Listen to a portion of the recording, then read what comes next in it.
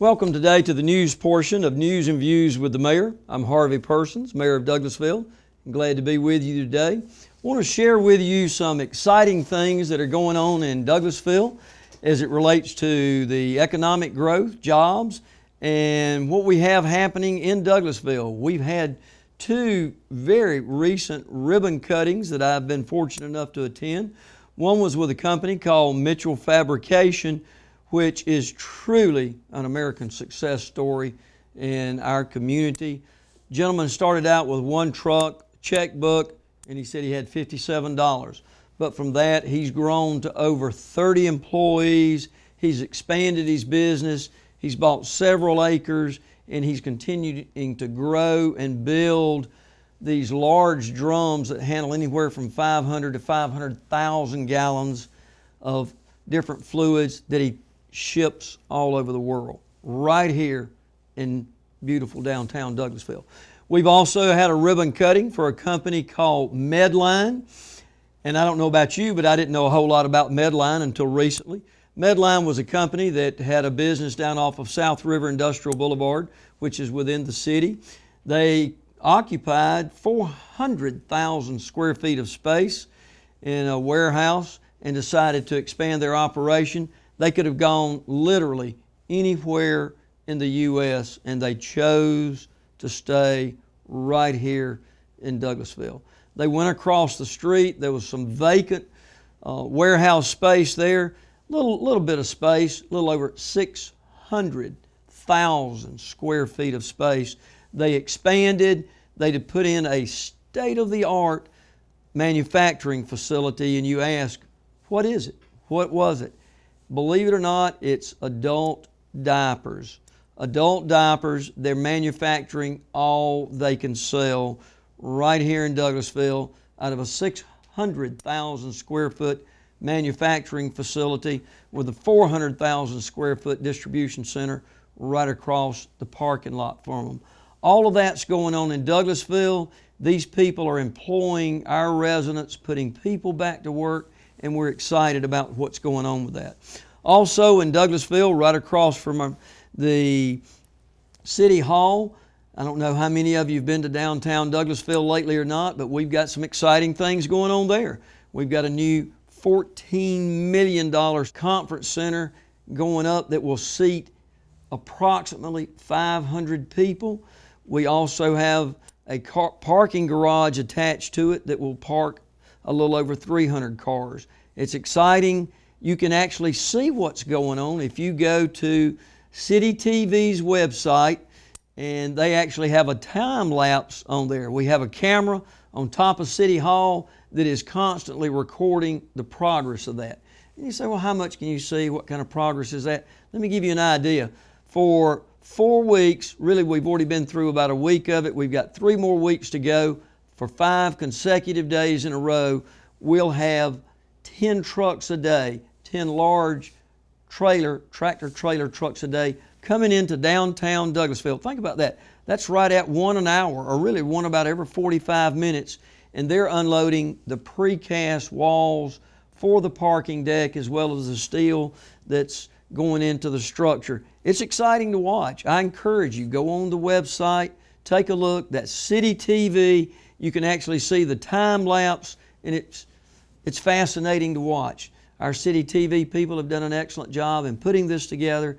I would encourage you to go to CITI TV, take a look at it, watch what's going on right in downtown Douglasville.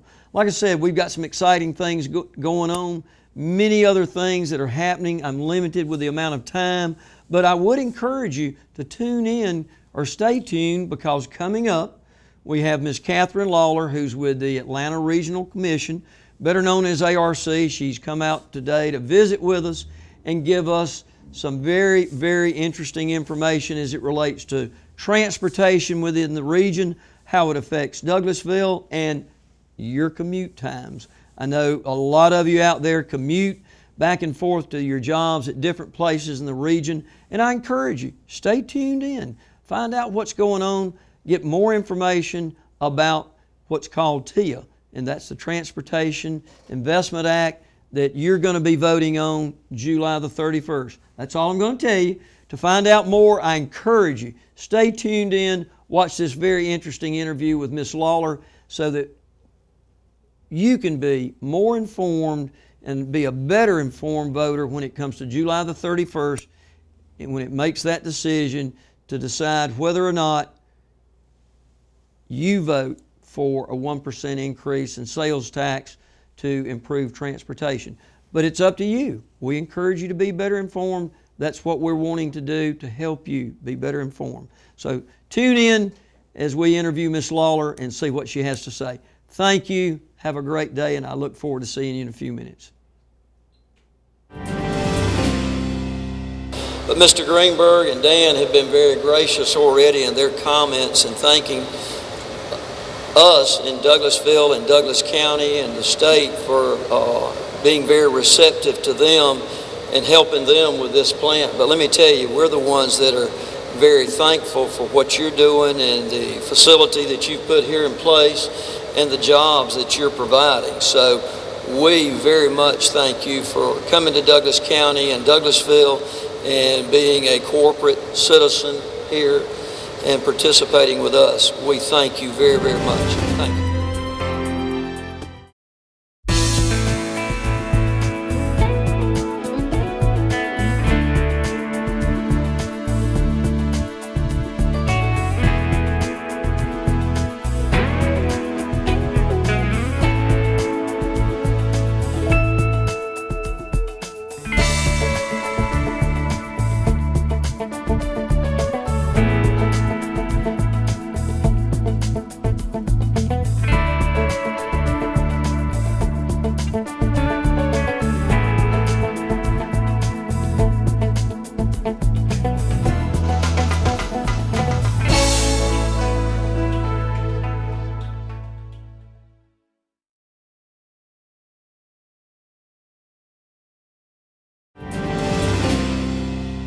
I'm Harvey Persons, Mayor of the City of Douglasville, and I'm glad to have all of you out there today joining our show. And we're very excited today to have as our special guest Ms. Katherine Lawler, who is the Director of External Affairs with the Atlanta Regional Commission, better known as ARC.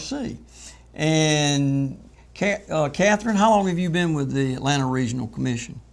I've been on staff over 6 years now. 6 years, 6 years. Well, tell us a little bit briefly, if you would, about what you do and how you do it, please. Well, ARC was started several decades ago, over 50 years ago, really with the intention of tackling issues that a single city or a city county can't tackle on its own. Mm-hmm. And so our subject areas, the things we have worked on over those decades, have varied, but they continue to be transportation, mm-hmm. water, serving our older adult population, growing our workforce, the kinds of issues that one jurisdiction alone wouldn't be able to tackle, and the kinds of issues that impact everybody. Transportation has always been a part of that. We actually serve as the Metropolitan Planning Organization. It tends to be one of the issues we're well known for, looking at all the aspects of our transportation in the region, both the short and long-term planning. And so I support all of that work through what's called external affairs, but it's anything from being out in the community to being down at the legislature, wherever I'm needed. But in all those areas, I'm there to support. Sounds like a big job and keeps you mighty busy, well, I'm sure. It's fun. It's fun. Well, we learn a lot, so that's great. We're glad to have you out here today and thanks. Taking time out of your very busy schedule to come out here and join us and help inform our citizens on what ARC is, or the Atlanta Regional Commission. But the issue that we want to talk about today is what's called TIA, as you're aware of, and that's the Transportation Initiative that we'll be voting on July the 31st. That's right. And that's the main focus of our show today, and we've asked Katherine to come out here and share some basic information with us today. We're not trying to sell the initiative to vote for or against. What we're wanting to do is inform our citizens on what the Transportation Initiative is, what ARC's role is, and hopefully give them better information on what they'll be voting on in July. Absolutely. So that's kind of what we want to focus in on today, and glad to have you out here with us to do that today.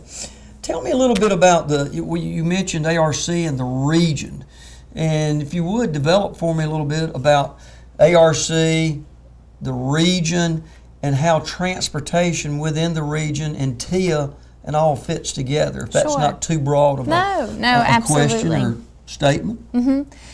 So at the Atlanta Regional Commission, we do a number of things that are required by the federal government. So many years ago, the federal government recognized that we have a vibrant transportation network in all of our metropolitan areas. And so we need to do comprehensive planning beyond jurisdictional lines. So we need to look both short-term and long-term at what does that mean? How do you keep the transportation network healthy, which usually means that it needs to be in good shape. It needs to be anticipating growth, and it needs to provide options. Right. Because we know that whenever you try to solve any problem with one solution, you usually get it wrong. So you need to have a diverse approach. Right. So that's part of what we've done for a long time. And you're on the Atlanta Regional Commission board. We Yes, have I am. 39 folks who sit on our board, the majority of which are local elected officials. But we also have citizen members who come from different communities around the region. And it's really their job when it comes to transportation to understand the data. So we do a whole lot of research about where are we now and where are we going. And then begin to craft a policy and really a budget, how are we going to spend our money, that does those things, keeps the network healthy, keeps it anticipating where the growth is going to be, how do we meet that growth, and keeps the network diverse. But we have seen that Atlanta has been got some issues because of all the success we've had. So we have been a growing, vibrant region for many, many years. And that means we've got a lot of folks who've moved here over the last half a century, which has brought wonderful things and economic opportunities to many people. But when you've got a lot of people living in the same place, all trying to get to the same place, usually trying to get to work, about the same time, which is usually in the morning or in the evening, you get gut congestion. And for a long time, we've been able to address that.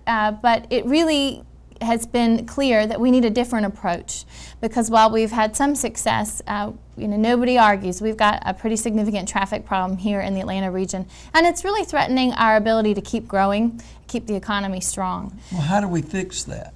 What's the solution for it, and how do we go about that?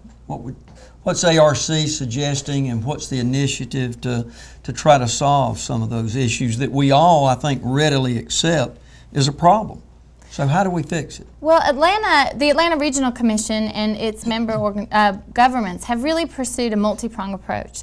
So one part we have to look at is where do we live and where are we trying to get every day? Right. And how can we make sure everybody lives where they want to, but shorten the time they have to spend on the road in between. So you can live pretty close to where you're trying to go, but in bad traffic it'll take you a long time to get there. You can live far away where you're trying to go, whether that's work or shopping. So we look a lot at what we consider land use. How are we organizing both where we live, where we work, where we play? But we've always also looked at the ways we get there. And so that's our road network, it's our transit options, services for folks who no longer drive anymore, all of those things, and keeping it diverse.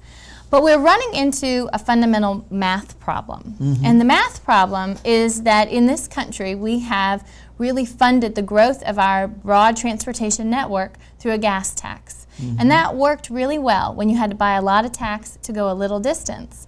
You remember those days, but now we have fuel efficiency and we can buy a little bit of gas to go a long distance. It's wonderful. We're seeing cars, 35 miles to a gallon. And that's great, but when you're using a gas tax to fund the network, people are buying less gas than they used to. You got a math problem. We don't have money to improve the network or even maintain it. We haven't raised our gas tax in Georgia since 1971. We haven't raised the federal gas tax since 1993. So this is the math problem we find ourselves in. And that's really the context in which the legislature, and they spent a number of years really thinking it through, but that's why they passed the Transportation Investment Act in 2010, was to find a new approach to both solve our traffic problem, but the underlying math problem it's keeping us from having the resources we need to address the issues. Well, let's talk a little bit about that, if we may, with the Transportation Act and what it's trying to accomplish, and how does that affect us here in Douglasville and Douglas County? And I have with me here a little publication that and by the way, I am, as you mentioned, I'm on the Atlanta Regional Commission and was fortunately selected to sit on the Transportation Committee, and I'm very thankful for that because it gives me an opportunity to be right there with the nuts and bolts of it. And then we're very fortunate also to have the chairman of our county commissioners, Tom Wortham, as you well know, actually chairs that committee. So I think That's we're right. very fortunate, and we're glad for that opportunity. But let's talk a little bit about it if we can. Well, the transportation initiative, and why should we even be talking about that and how it affects Douglas County. But here's what's called a regional snapshot, and y'all put this out, I believe, monthly through ARC.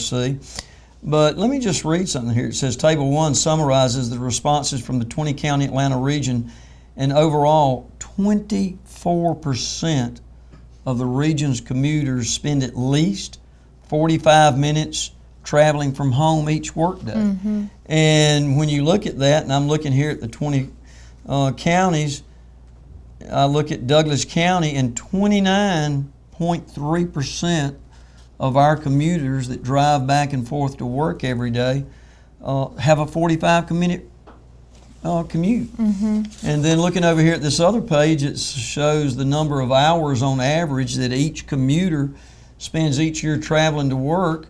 And it says we assume that a work year consists of 250 days. It says Paulding County commuters, who's one of our neighbors, as you know, those 16 years of age or older spend 162 hours each year traveling to work. Yeah. And then it moves on down, and it says that next is Cherokee County with 139 hours.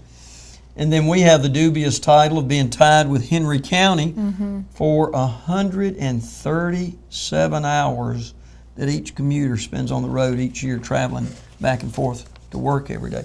So I think those numbers and those statistics readily show that commuting transportation is a problem within our region, but it also dramatically affects Douglasville and Douglas County commuters. That's right. So listening to what you said, the transportation initiative that the legislature just passed and that we're going to vote on, tell me a little bit about that. How does it break out, and what are some of the statistics that our viewers might be interested in? So the fundamental idea of the Transportation Investment Act is that communities get to decide if they want to increase their local sales tax over a 10-year period to support transportation projects. And you all know what that's like. Here in Douglas County, you have SPLOST, and you've increased your sales tax to do any number of things. I think you have one going on now. Historically, it was a lot of transportation improvements, but you're looking at other community improvements now as well. So it's similar in that a community comes together and decides whether it wants to increase its sales tax for a pretty specific purpose, in this case, transportation. What's different is that recognizing the regional nature of what we move and how we live, the legislature created 12 regions in the state of Georgia. And it said, each of y'all in that region, you get together and decide what are your priorities, what are your critical transportation issues, because we know that you live and work and play all across the region. Get together and figure that out, then come together on July 31st and decide if you want to increase your sales tax. You vote yes or vote no. So everyone in the state of Georgia has the opportunity to vote on July 31st, but the regions are going to make their decisions together. So our region, the Metro Atlanta region, is made up of the city of Atlanta and the 10 surrounding counties. And our region will vote on the 31st, yes or no. If the region votes yes, the majority of folks who turn out on the 31st vote yes, then the sales tax is raised for the whole region. Same by 1 cent. 1 cent. So just 1 penny on the dollar. That's right. And if the region votes no, vice versa, then the sales tax is not raised.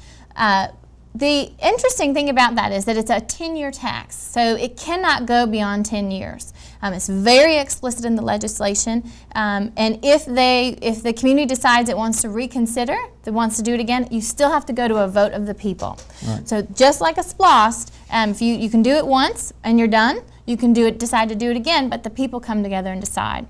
Share a little bit, if you will, about the breakout and where that one little extra penny, what it's going to do. So we know in the Metro Atlanta region, because the state economist was charged with figuring this out, that in the Metro Atlanta region, that 1 penny is going to bring in $8.5 billion over the 10 years. Billion. And interestingly, if that $8.5 billion is collected before the end of 10 years, the tax stops immediately. Right. So $8.5 billion is what's expected. What the legislature did is said 85% of that money needs to go to projects that really make a difference for the whole region, because of all those folks who are trying to commute to work every day and get other places. 15% of that money goes right back to local jurisdictions. So every city and county gets a distribution of that 15%, but 85% goes to the regional projects. So the region had to come together and figure out what those regional projects would be. So for over a year, a group called the Regional Roundtable, and this was all laid out in the law, how it was supposed to happen, and that was made up of the chairman of every county and a mayor from every county, and they met for over a year, and they actually launched the largest public input process we've ever had into a transportation plan. 200,000 people gave them advice on what should go on that plan.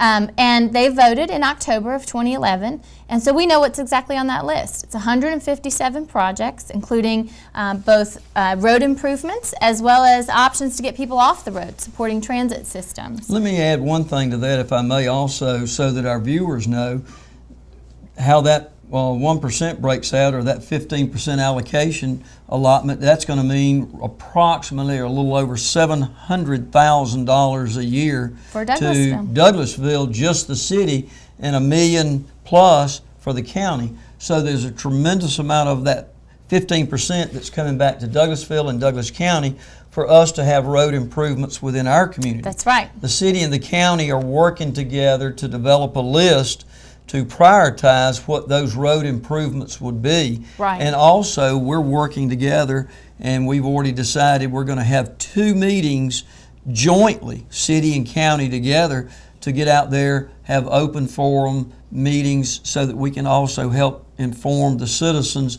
even more about the TIA, or the Transportation Initiative Act, or Transportation Act, so that they know what they're getting, how they're going to get it, and when it's going to be done. Because we feel that the citizens, when they vote, when they're more informed, they can make a better decision on what they're voting for, and that's what we want to do, is make sure that they're better informed. And that's why we're glad that you came today to help us give the citizens of Douglasville and Douglas County more information on what they need to know, so that they can be a better informed voter, and on July the 31st, when they vote for You're TIA. absolutely right. We couldn't agree more from the regional perspective as well. The biggest concern we have is folks going to the voting booth and not knowing what this is about. One of the best ways to learn about it is to look at the projects, though, because you really don't know what you're going to get for that penny until you understand what's on the list. And we have a wonderful website we've set up. It's www.metroatlantatransportationvote.com. Would you repeat that again? It's www.metroatlantatransportationvote.com. And on that site, you can plug in your address and look at projects that are near you. You can do a Google Earth tour and get the overview of all the projects in and around this area, all across the region. There's an extensive listing of each project and all the information there.